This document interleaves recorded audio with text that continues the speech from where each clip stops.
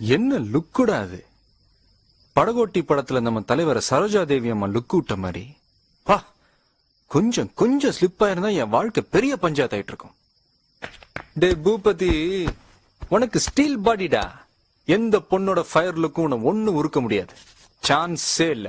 நீ எதுக்கு தேவையில்லாம பயந்துகிட்டு? ஆனா எதுக்கும் சேஃப் சைட்ல அந்த பொண்ணை டைரக்டா பாக்குறத கொஞ்சம் அவாய்ட் பண்ணு. Very dangerous size. ஐயோ ஐயோ ஐயோ.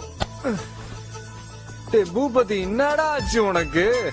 போத்தி படுத்தாலும் தூக்கம் வர மாட்டேங்குது, புரண்டு படுத்தாலும் தூக்கம் வர மாட்டேங்குது.